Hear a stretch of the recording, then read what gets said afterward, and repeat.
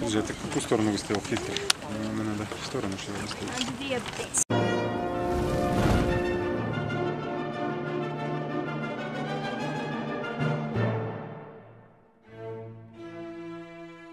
A month ago the Shoshone River, close Yellowstone National Park, abruptly and without notice began bubbling. The waterway changed shading and began to discharge a sulfuric scent on March 25. Geologists and different specialists trust that a segment of the stream situated close Cody, Wyoming had begun to bubble and that another Yellowstone vent opened up. The coming stream has chilled off, at any rate until further notice. Be that as it may, seismic tremor action in and around the Yellowstone supervolcano is allegedly expanding. Inquisitor reports. As Mysterious Universe reports, the bubbling stream close Yellowstone runs only east of Yellowstone National Park. It is sufficiently close to the recreation center and super fountain of liquid magma to be a canary in a coal mine as it identifies with abnormal geothermic occasions. The occasion was at first recorded by Dewey Vanderhoff, a picture-taker who recognized the Shoshone River close Yellowstone bubbling and noted other odd elements in the waterway. "I've lived here the majority of my life and I've never observed it. It was entirely great. The stream in that spot is a truly dull green. With a polarizing channel it truly flew out. It percolated like flies in a jacuzzi." The Shoshone River close Yellowstone was likewise emanating a poisonous, sulfuric smell, and the extent of waterway that was bubbling like flies in a jacuzzi was a dull green shading. This isn't the first run-through in written history that the Shoshone River close Yellowstone has shown uncommon land action, probably identified with its vicinity to the National Stop and caldera. Back in the times of Lewis and Clark, a voyager named John Coulter went by the region. The voyager, additionally an individual from Lewis and Clark's epic campaign, trekked to the territory in 1807 and expounded on what he saw. The Shoshone River, close Yellowstone, was referred to then as the Stinking Water River, and as indicated by John Coulter, when he went to the part of the waterway close Yellowstone, he experienced fountains, hot springs and the trademark sulfur possess an aroma similar to a volcanic stream. The range is additionally home to sinkholes, fountain cones, and even surrendered sulfur mines. Regardless of the portrayals penned by John Coulter in 1807, in the meantime 2 centuries, the Shoshone River close Yellowstone has turned into everything except without geothermal exercises. As indicated by Jason Burkhart, a Wyoming Game and Fish Department researcher, the Shoshone River close Yellowstone is presently encountering a break in geothermal movement. We're somewhat in a break contrasted with when John Coulter was here. There was generously more geothermal movement that was happening in those days. Or if nothing else it was, until March 25, when the Shoshone River close Yellowstone started to bubble and radiate the obvious resemble volcanic action. The waterway close Yellowstone National Stop bubbled for 4 days before the movement unexpectedly stopped.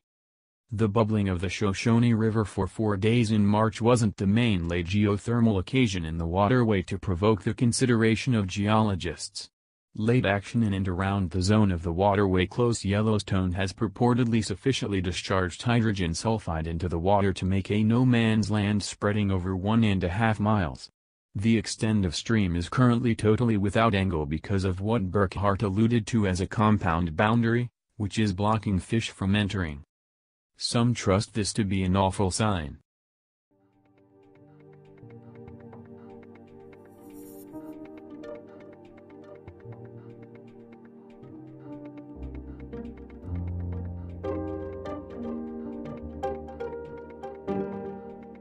I'm Jake Lowenstern of the U.S. Geological Survey, and I'm scientist in charge of the Yellowstone Volcano Observatory. Today we're going to talk about the Yellowstone Volcano Observatory, what it does, who makes it up, and what we do, what are the monitoring techniques that we use to look at volcanic activity at Yellowstone.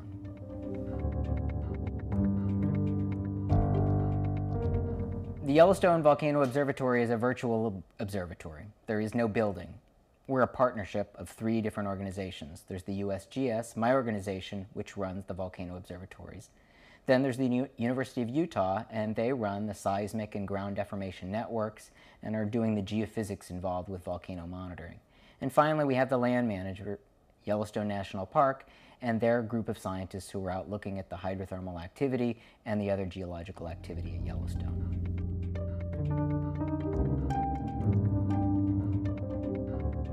The main systems that we used for monitoring at Yellowstone are the seismic and the GPS ground deformation systems. The seismic system is about 27 different seismic stations.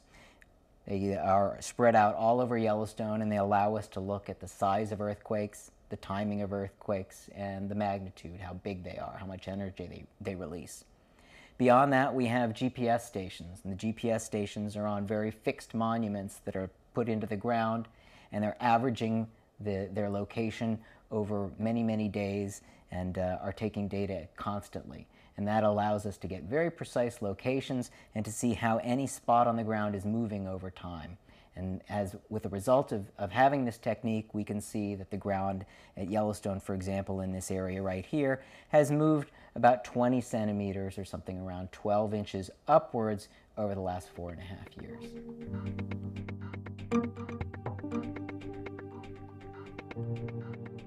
We have 2 primary methods of looking at ground deformation. One, we've already talked about, uses satellites and the GPS system.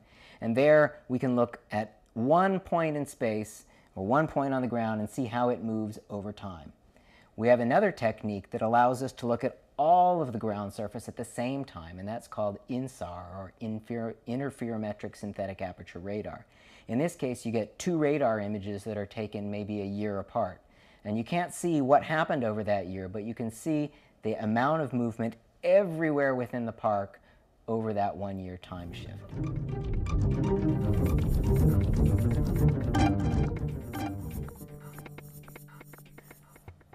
We do look at the geysers as well in some locations, but we don't have the data in real time. Instead, we have data loggers which show the temperature of different stream outlets and geyser outflows and pool temperatures, and we can go collect that data and put it in an archive and look at the changes in the temperature of different features over time. Another thing that we have is the park has contracted with various different university groups to fly over Yellowstone and take thermal images of the park. And what they're trying to do with those thermal images is look at how the park changes over time and see if some of the thermal areas are shrinking and other ones are growing.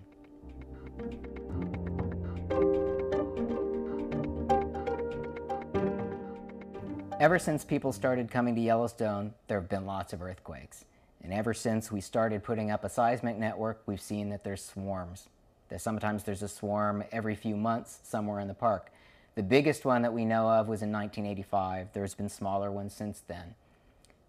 Also, we know that there's been the ground moving up and down over time. Between the 1920s and the 1970s, there was a shift in Yellowstone Lake, and that caused areas in the south to be drowned. And there was about 80 centimeters of upward movement of the caldera floor up in this region. And so we know that there's been this kind of activity. When people have looked at lake levels in the past, they've seen over the past 10,000 years there's even bigger uplifts and downwarps that have been occurring at Yellowstone. So this clearly is the kind of activity that is always happening at Yellowstone. You go around calderas and other places in the world, and we can even find more extreme examples of ground deformation of swarms, also without any volcanic activity. So in general, anytime we see a swarm or we see a bit of ground deformation, we don't necessarily think that this is indicating a volcanic eruption. There's a lot of things that go on at Yellowstone. It's an active place. That's what makes it so special. We don't necessarily tie every single anomalous bit of activity into a volcanic eruption.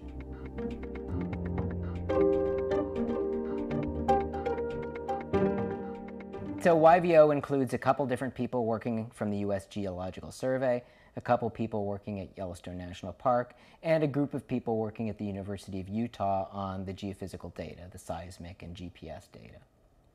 In general, it's a relatively small operation because there's a lot of volcanoes in the United States. We have well over 100 that have erupted in the last 10,000 years.